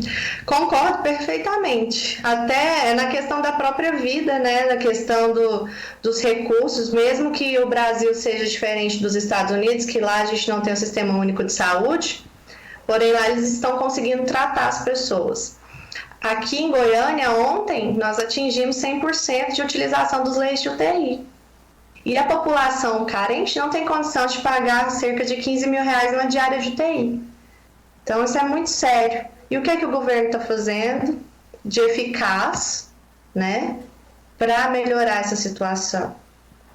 R$600 não vai resolver. Nós estamos conversando com a professora Carla Araújo, ela que é economista, professora universitária na área de economia e de negócios. E o nosso tema é como a deflação não é um bom sinal para a economia. E aí, voltando no nosso tema, professora, por quanto tempo essa deflação ela pode persistir e a gente não pode considerá-la um risco para a economia brasileira? É possível medir? Eu acredito. Então, para economista nunca tem uma resposta concreta, né? Tudo depende. Então, vamos supor que o governo decida hoje admitir um pacote de medidas, que eu acho pouco provável, mas vai que aconteça. Se as medidas forem tomadas, obviamente elas terão um reflexo, né? Que medidas? Injetar dinheiro na economia, diminuir impostos, talvez taxar fortunas. Existem vários mecanismos que podem ser utilizados, né? Para então fazer a economia voltar a trabalhar. Mas se a economia não voltar, não tem como a gente perceber outro cenário, porque as pessoas estão ficando em casa. Os bens, os setores que tiveram crescimento e foi irrisório, foi aqui de 0,24%, comida, bebida e utensílios domésticos, materiais de limpeza que você usa na sua casa. Os transportes, juntamente com o combustível, que estão levando esse processo de deflação a se... como é que eu vou dizer? A se perpetuar, né? Então, pensa comigo. Se nós estamos em casa, sem previsão de volta, eu creio, né, pelo cenário, que essa situação vai se agravar muito. E aí, mesmo depois que a pandemia seja controlada, a gente ainda vai ter um grande problema, porque os pequenos e médios, que são quem segura a economia, eles não têm capital de giro na maior parte das vezes, né? As pequenas empresas, elas têm esse problema. E no Brasil, a taxa de juros de longo prazo é muito alta. A gente está tendo essa deflação, mas isso não está ocorrendo ainda com a taxa de juro bancária. Não é fácil para o empresário hoje ir no banco e se capitalizar. E aí tem muita gente reclamando, né, disso. Muitos empresários reclamando que tem as linhas de crédito, governo municipal, estadual e federal criam essas linhas, mas eles não conseguem chegar. E isso não é só em Goiás, em Minas Gerais, é em todo o Brasil essa reclamação dessa dificuldade.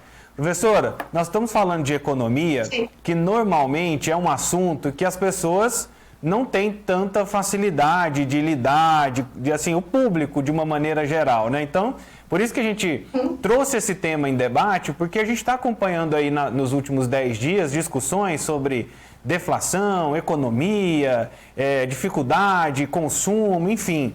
Por que tem correntes filosóficas, teorias dentro da economia que acreditam que certos momentos de deflação faz bem para a economia? Não estou dizendo que esse momento seja um momento bom, mas por que isso significa um bom cenário? Porque talvez os preços não estão corretamente alinhados com a lei da oferta e da demanda. Então, em determinado momento, eu posso ter ali uma quebra do modelo de mercado de livre concorrência, por exemplo, um monopólio. O que é um monopólio? Só para explicar para quem não entende muito bem. Monopólio é quando eu tenho uma empresa só que detém todo o mercado. Um monopólio, nós temos o quê? Petrobras, por exemplo, e os Correios. É o exemplo mais trivial. Mas, na verdade, o que nós mais temos não são monopólios, são oligopólios. São poucas empresas que detêm determinado mercado. Então, se essas empresas elas se equacionam, elas conseguem determinar o preço. Então, se elas jogam um preço acima do aceitável e por algum momento ou por alguma política nós conseguimos diminuir o preço desse setor, isso é bom. Mas agora um cenário de deflação generalizado e prolongado, ele nunca vai ser bom. Ele é até mais perigoso do que a inflação. E aqui a hiperinflação, estagflação. Pode falar, Jordana. Professora, certo. Nesse cenário de deflação, quer dizer que a produção vai demorar para retomar o crescimento? Com certeza. Por quê? Nós estamos com um nível de desemprego altíssimo. Mais de 50% das pessoas em idade de trabalho, né, em idade ativa, não estão trabalhando. As pessoas que são autônomas, pessoas que trabalham no Uber, que trabalham com serviços domésticos, que trabalham com alimentação, ou seja, o setor de serviços em geral teve uma queda catastrófica. E tem outra questão, depois que isso tudo acabar, tenho visto muitas discussões, o modelo de vida e de lidar com o comércio, com as compras, as vendas, vai mudar. Muita gente já percebeu que você não precisa de muito. Você consegue fazer sua comida em casa, você consegue estudar pela internet. Eu que sou professora, tenho vivido isso na pele. A gente teve que fazer de uma forma assim, um pouco que na marra, né? Meio que obrigados. Mas a gente acaba percebendo que a gente tem um mundo nas nossas mãos. Então, assim, a gente está vivendo um cenário difícil, um cenário tanto na área sanitária quanto financeira, contudo, tudo tem sua parte boa. Então, eu creio que as pessoas vão evoluir e esse capitalismo exacerbado, eu acredito que ele tende a não voltar a ser como era antes.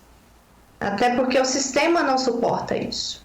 Nem o sistema biológico, né, o ecossistema, enfim, do planeta Terra e as pessoas, e nem o sistema econômico.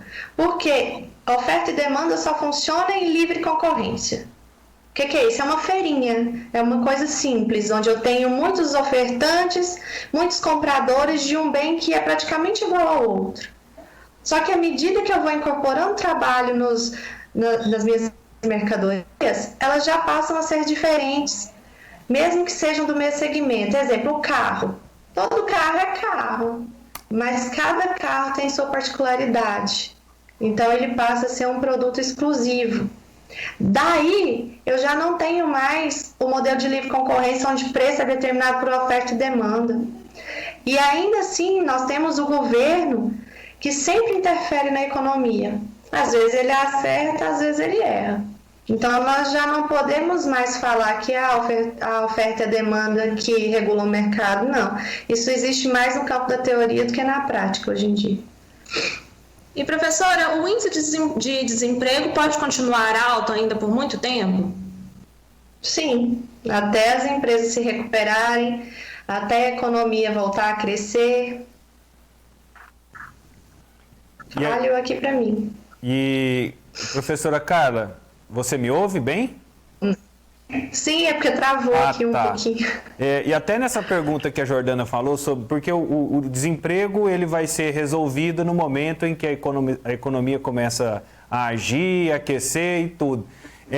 Um aprendizado, uma coisa boa, uma lição que nós temos que tirar dessa pandemia é justamente que uma economia baseada em consumo, ela precisa ser revista? Esse consumo exagerado, sem controle... essa é a grande lição? Sustenta. Creio que vocês já se depararam em algum momento com situações que... Eu vou falar da minha realidade. Educação.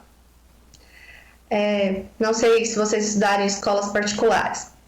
Porém, qual que é a lógica da educação? É o resultado dela. Não é o papel, o diploma, né? É você saber como funciona tal profissão, entender os mecanismos, as ferramentas e sair dali preparado para utilizar essas ferramentas e resolver problemas. Só que essa ótica capitalista, ela inverte tudo.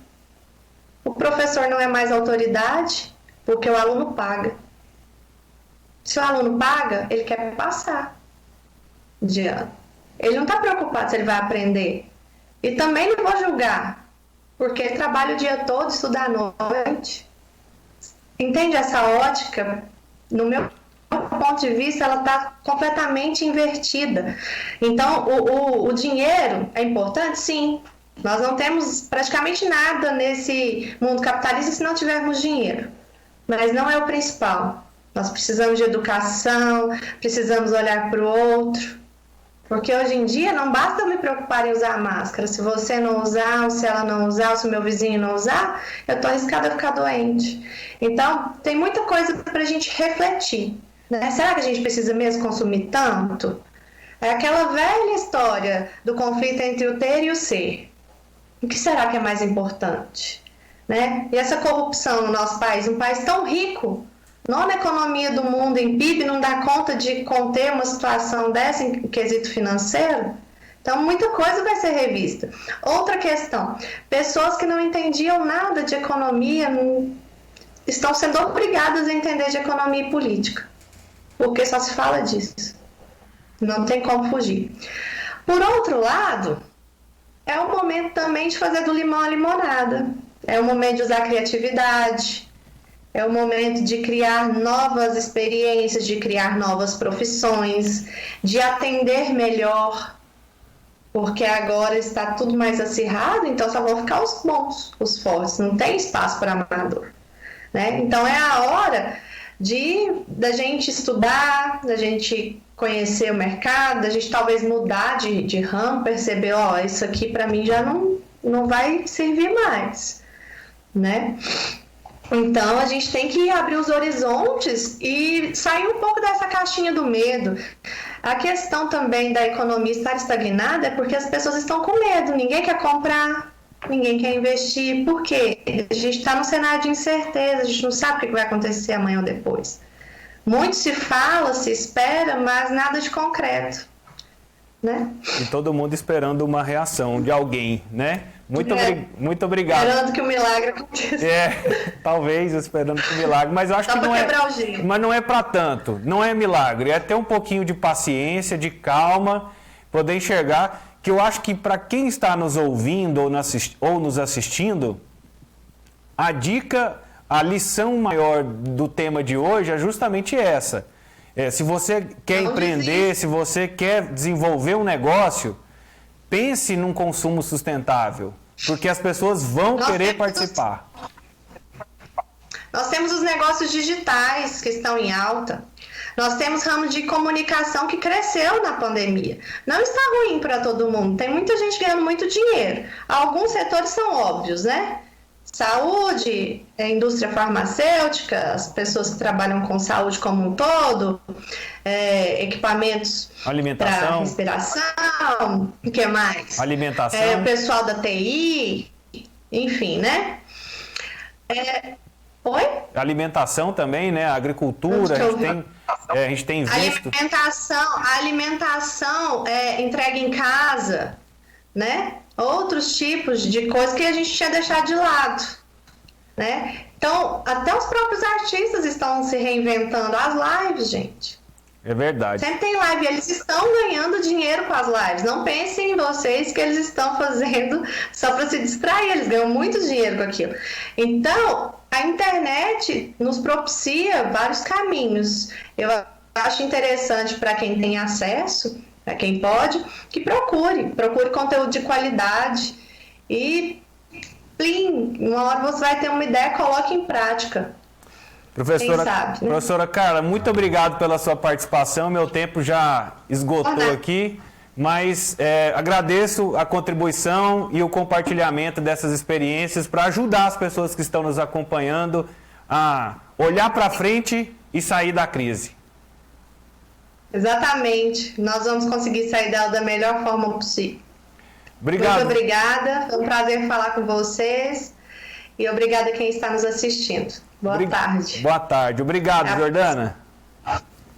Muito obrigada, Tôndulo. Grande abraço para todo mundo, para a professora Carla, para quem está nos acompanhando aqui no Tom Maior. Jordana. Obrigada, Jordana. Professora Carla participando conosco aqui nesse segundo bloco do nosso Tom Maior.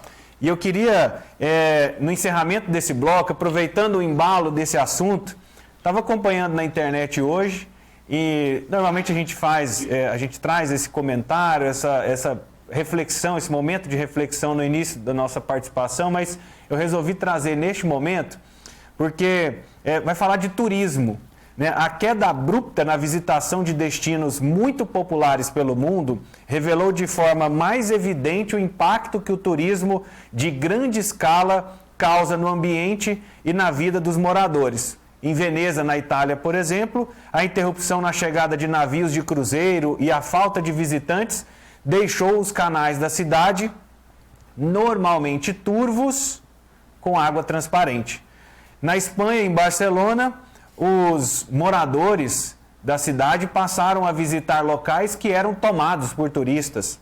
Em Amsterdã, a prefeita da cidade afirmou no final de maio temer um retorno rápido da atividade turística, porque a cidade não teria espaço suficiente para manter o distanciamento social. E aí, acompanhando uma reportagem da Folha de São Paulo, uma especialista diz que nós estamos iniciando um movimento de reapropriação dos destinos por moradores da própria região. Então, se você é um empresário do ramo turístico, analise, preste atenção nisso. Como você vai se posicionar neste novo turismo? Um turismo mais controlado, mais consciente, mais sustentável, né? Com estruturas mais enxutas, menos desperdícios, mais preservação. Essa reflexão que eu faço para você. E para você que é turista e quer ser turista, Carol falou há pouco sobre a nossa vontade de viajar, que todo mundo que está com vontade de viajar, de sair de casa, de ter aquele ambiente, de conhecer lugares. Nós vamos viver uma nova lógica diante desse turismo, às vezes muito mais personalizado. Fica a dica para você ir pensando e refletindo um pouco sobre esse turismo, para você que é empresário do ramo, para você que vai ser turista daqui a pouco. Fique atento. A gente vai para uma rápida parada e na sequência tem Johann Germano aqui na nossa programação. Tom Maior. Tom Maior. Na dúvida, não compartilhe. Desinformação é uma coisa chata, desonesta e que pode atrapalhar uma eleição. Mas você sabia que, além de tudo isso, divulgar notícias falsas para se dar bem em uma votação é crime?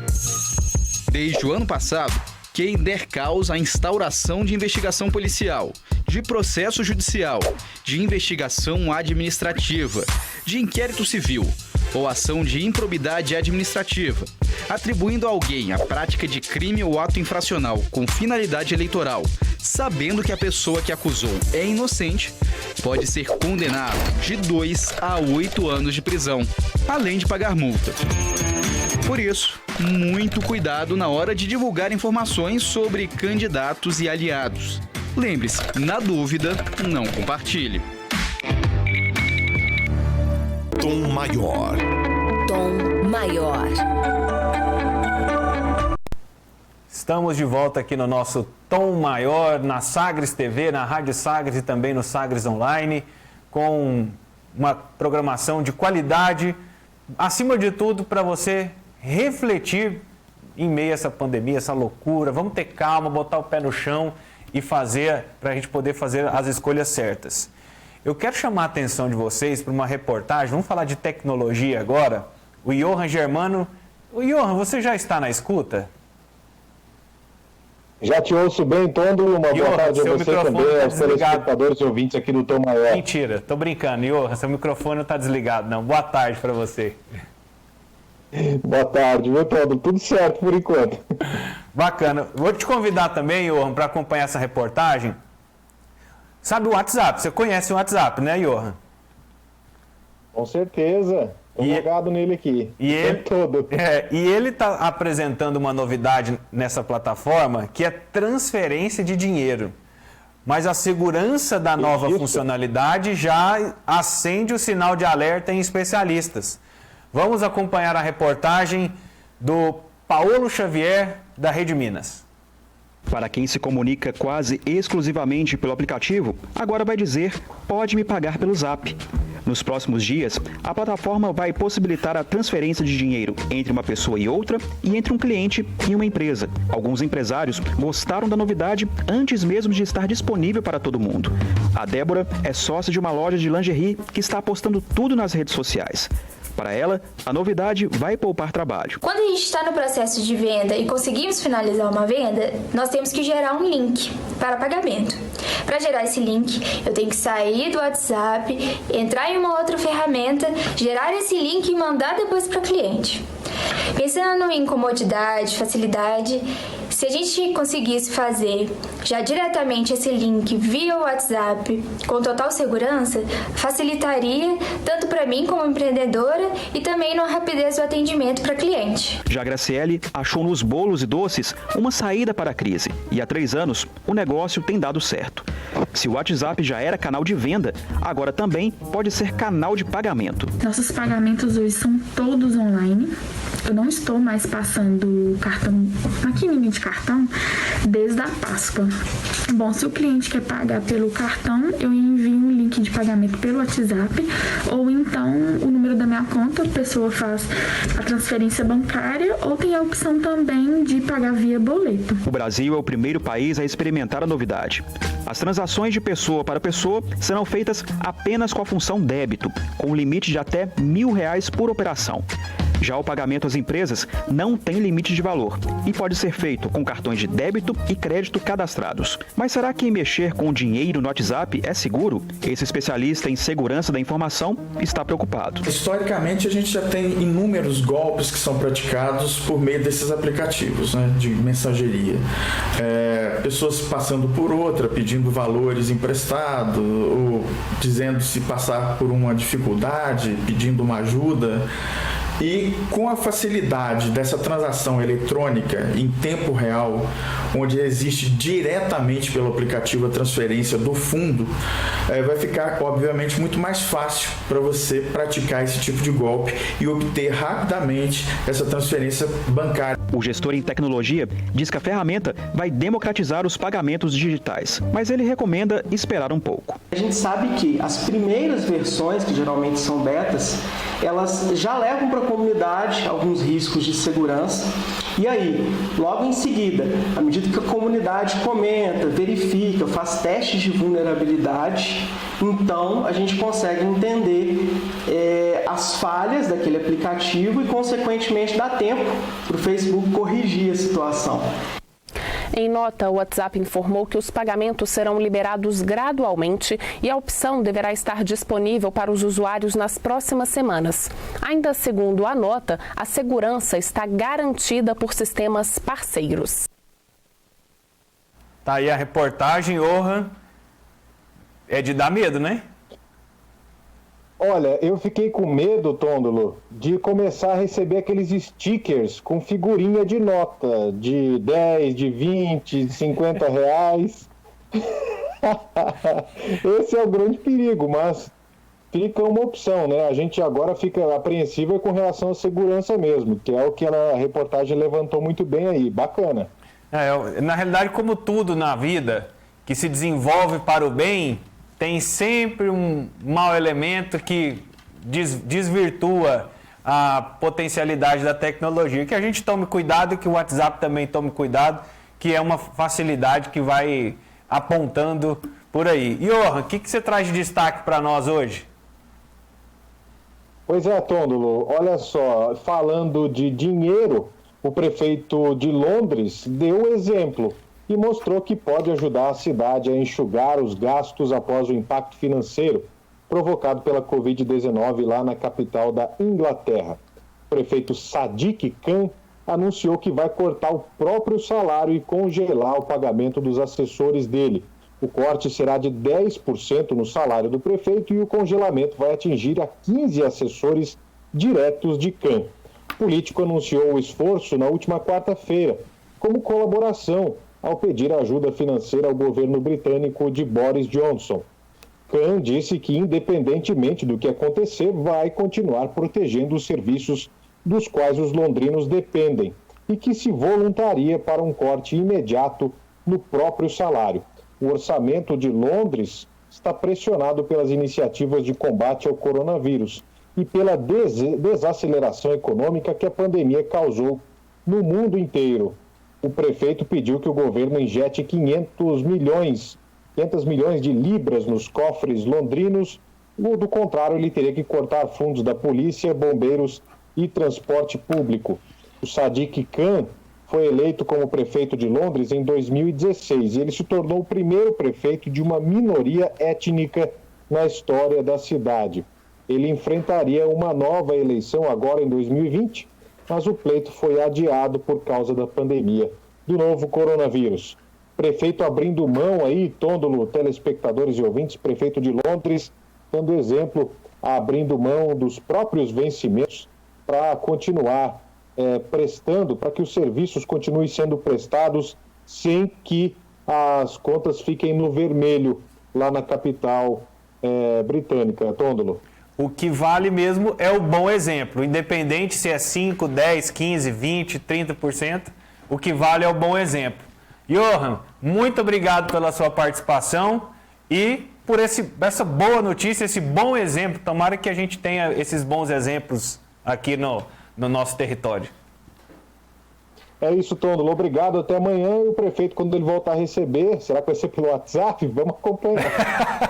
Pode ser, Johan. A gente encerra essa edição de hoje do nosso Tom Maior. Na sequência, e a gente agradece, né? Na sequência vem a programação aqui da Rede Minas, na Sagres TV, a programação da Rádio Sagres segue normal e amanhã eu volto com mais informações aqui para você. Tchau! Tom Maior. Tom Maior.